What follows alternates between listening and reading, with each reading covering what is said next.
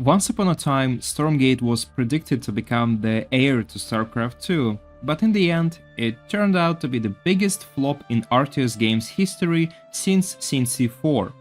I also had somewhat high hopes for this game. I even played it quite a lot during the beta, and I still think its gameplay is decent, but in every other aspect, Stormgate crashed and burned on all fronts at once.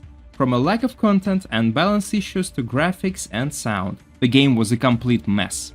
It's both sad and funny to read the comments now under the official highlight video, comments like this. Oh, hell no, man. What the? According to budget forecasts from Reddit, the company was supposed to shut down Stormgate's development and bury the game for good approximately around this month. However, that didn't happen, so the game hasn't exactly risen from the dead either.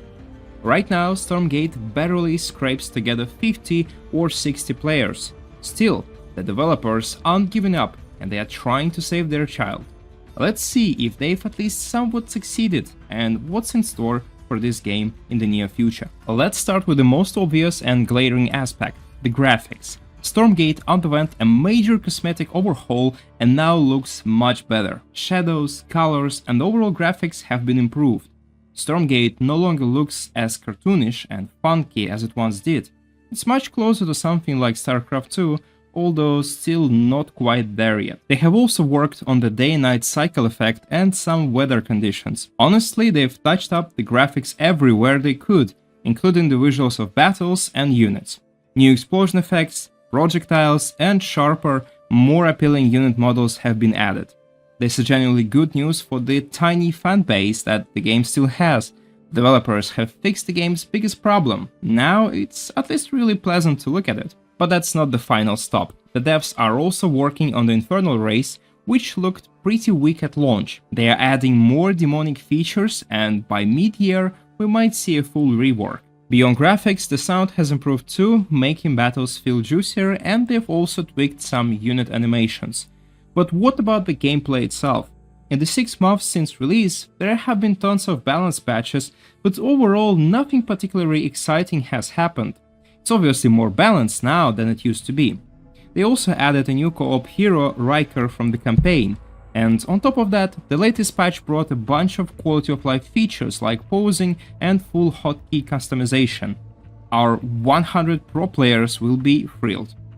Over the past 6 months, they have also slowly fixed the campaign and addressed various minor issues, though there is still little real content to play with. And yet that's a pretty solid progress for such a failed project. The game was at rock bottom, and I think 99% of companies in Frost Giant's shoes would have admitted defeat by now, but they are still trying really hard. What do you think? Does it have a chance? Here's my take. The game still has 2 gameplay problems that need fixing, and for me, they are just as critical as the graphics.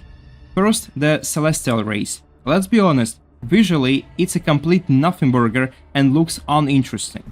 In most strategy games, making a race of intelligent aliens is really tough, but in Stormgate it's just utterly bland and it fails to catch the attention. I'm not sure about the Infernals yet, but the Celestials absolutely need a proper rework. They are currently the most generic, stock and boring faction in this game. Even their units don't spark any excitement, unlike the other 2 factions. This problem partly derives from lack of single-player content. We admire Protoss in StarCraft 2, and not only for their looks max chins and just overall pleasant aesthetics, but also because the game had introduced us to this race before. We played in Wings of Liberty as Terrans in campaign, and we faced Protoss and Zerg multiple times, and we had cool cutscenes, the mysterious Zeratul with his prophecies, epic voiceovers, and so on. This is just a completely different level of details. Stormgate has nothing of that. We have never been properly introduced to in-game lore, races, and their background. We kinda know at least something about demons and humans from a couple of campaign missions and just the overall premise of this game, but not so much about the third race. The second problem with Stormgate is blobbing and death balls. As in the case with many other strategy games, the best way to play is to clump your entire army into a fist and fight wall to wall, and that's how most Stormgate matches look in the late game. That wouldn't be an issue, but neither the maps nor the game's pacing really support this, because this game was designed to be slower than StarCraft 2, and every battle turns into a chaotic mess instead of interesting skirmishes across the map. In some matchups, it devolves into hardcore positional play and camping, which is also something that I personally don't really like seeing in many RTS games. That's a big problem. But still, I gotta acknowledge that it probably makes sense, because after all, the game still doesn't even have all of its tier 3 units, which might be why late game gameplay feels weak. Otherwise, Stormgate is genuinely fighting for its life and moving in the right direction. I had lost faith, but the latest update has restored just a little bit of it. While I still doubt the game can quickly regain its player base, who knows, maybe we're witnessing the greatest comeback in gaming history, as it was with No Man's Sky or Cyberpunk. Well, the time will tell. What do you think? Are you going to try it again if it has more updates? Leave your opinion in the comments, and that's it for today. Have a nice day and see you next time.